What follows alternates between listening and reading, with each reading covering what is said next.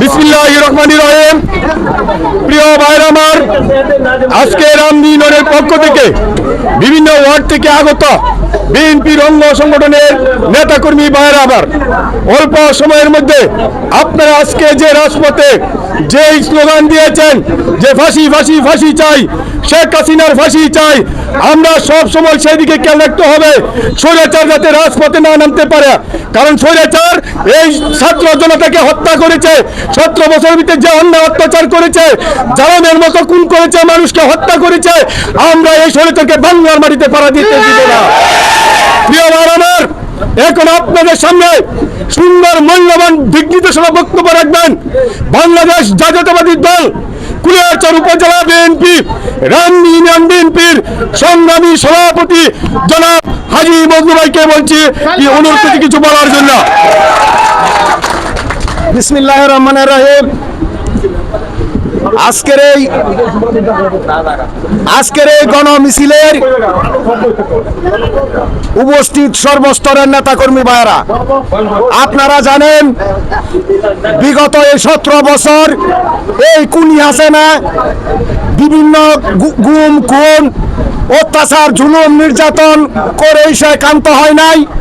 সর্বশেষ মিথ্যা মামলা গুম খুন যতই করুক বাংলাদেশের মানুষ ছাত্র জনতা একদিন ফুঁসে উঠেছিল 24-এর গণ অভ্যুত্থানে। আজকের এই খুনি হাসিনা দেশ ছেড়ে পালিয়ে গিয়েছিল, আপনারা জানেন। প্রিয় ভাইয়ের আমার, আজকে এই খুনি হাসিনার প্রথম মামলার রায় মৃত্যুদণ্ড হয়েছে, আপনারা জানেন। আমি মনে করি 1 বার 2 বার 10 বার ফাঁসিয়ে বাংলার মানুষ সন্তুষ্ট না। কারণ হাজার হাজার মানুষ গুম কুম করেছে, শাপলা চত্বরে গুম কুম করেছে, বিলকানা হত্যা করেছে, বিএনপির হাজার হাজার নেতা কর্মীকে গুম করে খুন করেছে, আয়নাঘর করেছে। আপনারা সবকিছু জানেন। আজকে সর্বশেষ ছাত্র জনতার অভ্যুত্থান কেন হয়েছিল? আজকে এই মামলার রায় আপনারা প্রকাশ পেয়েছে যে ছাত্র জনতাকে কিভাবে হত্যা করা হয়েছিল, কিভাবে পুলিশ প্রশাসন সহ সকলকে কিভাবে সে নির্দেশ দিয়েছিল। সে নির্দেশদাতা হিসাবে আজকের এই সর্বোচ্চ আদালত, আন্তর্জাতিক ট্রাইব্যুনাল, সেই আদালত শেখ হাসিনার বাপ শেখ মুজিবুর রহমান এই ট্রাইব্যুনাল গঠন করেছিল। আপনারা হয়তো জানেন না, পাকিস্তানের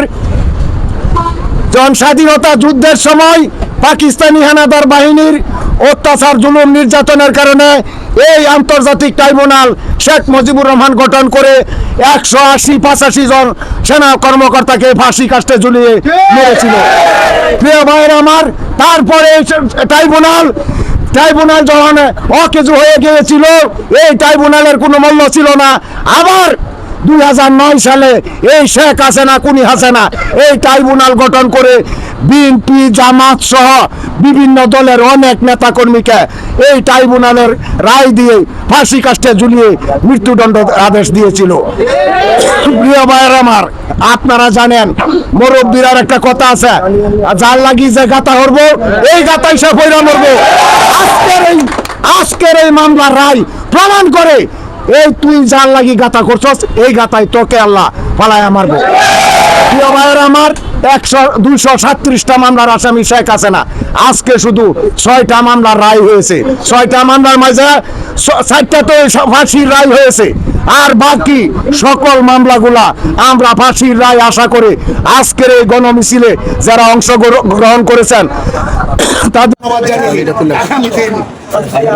আমরা রাজপথে থাকবো। আগামী জাতীয় নির্বাচনকে বাধাগ্রস্ত করার জন্য বিভিন্ন স্বৈরাচারের দোসররা বিভিন্নভাবে বিভিন্ন পায়তারা করতেছে। আমরা সজাগ দৃষ্টি রাখবো, সজাগ থাকবো, রাজপথে থাকবো। আগামী জাতীয় নির্বাচনে আমাদের জননেতা জনাব শরীফুল আলম ভাইকে যতক্ষণ পর্যন্ত আমরা এমপি হিসাবে নির্বাচিত করতে না পারছি, পাঠাইতে পারছি, ততক্ষণ আমরা রাজপথে থাকবো। আমি আমার বক্তব্য শেষ করছি। খুদা হাফেজ। বাংলাদেশ জিন্দাবাদ, বাংলাদেশ জাতীয়তাবাদী দল জিন্দাবাদ। আপনারা সবাই থাকবেন, আপনারা হালকা পাতলা মিষ্টি। হালকা বাচ্চা না, একটু বেশি খাওয়া লাগবে। আপনারা ধৈর্য সহকারে বসবেন। আপনারা শৃঙ্খলা ঠিক রেখে আপনারা এই মিষ্টি গ্রহণ করবেন। আসসালামু আলাইকুম।